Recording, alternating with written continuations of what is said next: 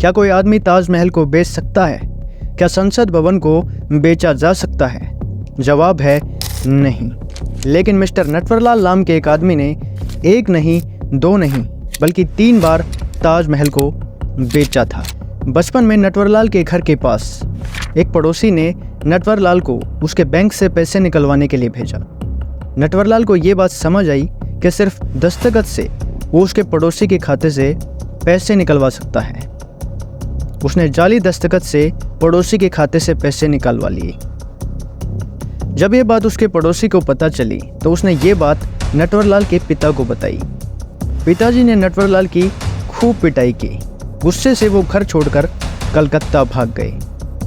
कलकत्ता में उसने एक बड़े सेठ के बेटे को ट्यूशन देना स्टार्ट किया और साथ में वकालत की पढ़ाई भी शुरू कर दी। पढ़ाई के लिए पैसों की ज़रूरत थी।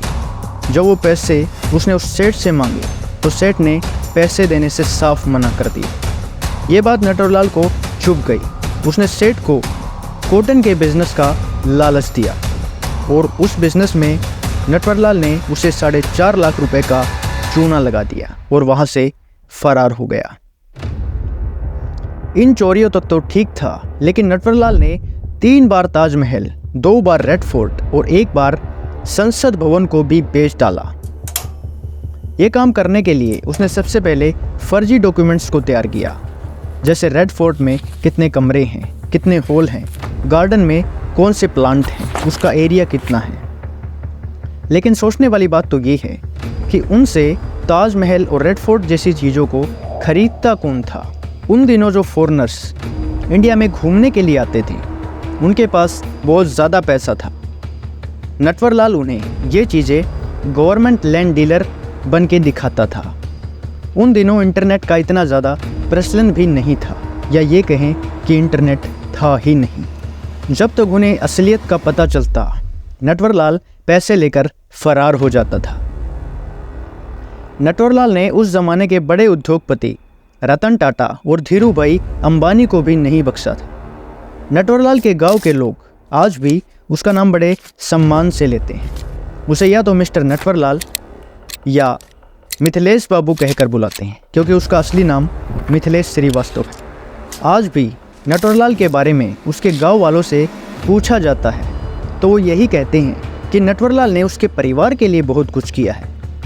जब वो आखिरी बार अपने गांव आए थे तो पूरे गांव को उन्होंने खाना खिलाया था और जाते वक्त हर एक गांव वाले को 100-100 रुपये भी दिए थे। जब नटवरलाल जेल में बंद था तो उसकी बीवी उसे जेल में खत लिखा करती थी, लेकिन नटवरलाल उसके किसी भी खत का जवाब नहीं देते थे। जेलर उस हर एक खत को पढ़ा करता था जो नटवरलाल को लिखा गया था। उसमें उसकी बीवी लिखती है कि आप घर वापस कब आ रहे हैं। उन्हें घर चलाने में बहुत परेशानियों का सामना करना पड़ रहा है, यहाँ तक कि उनके पास खेत जोतने तक के पैसे नहीं।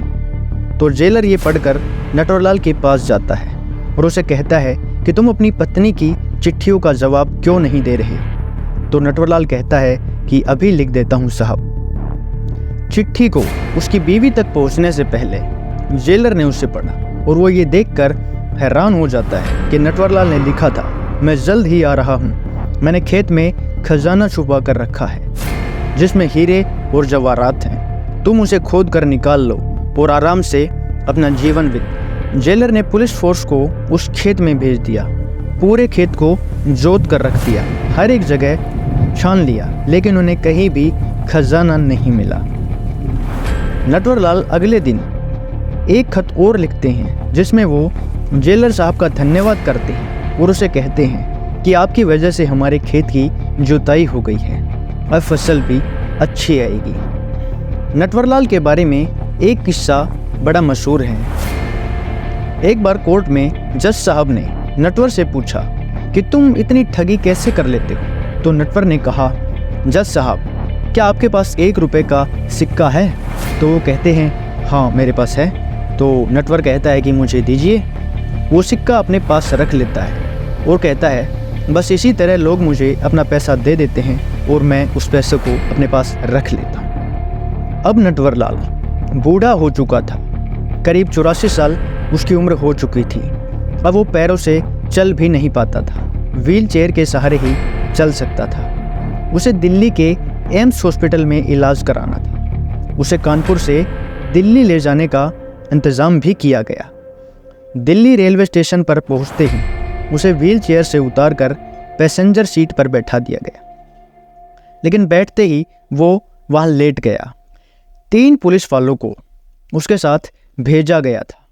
उनमें से एक एम्बुलेंस का इंतज़ाम करने चला गया, दूसरा किसी अन्य काम से चला गया और तीसरे को नटवरलाल ने कहा कि उसे चाय पी, तो वो चाय लाने के लिए चला गया।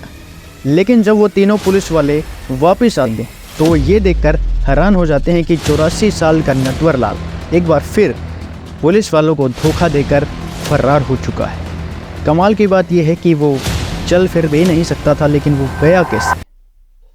तो ये थी हमारी आज की कहानी दोस्तों। अगर आपको ये कहानी पसंद आई तो हमारे चैनल को सब्सक्राइब कीजिए और वीडियो को लाइक कीजिए दोस्तों। नमस्कार।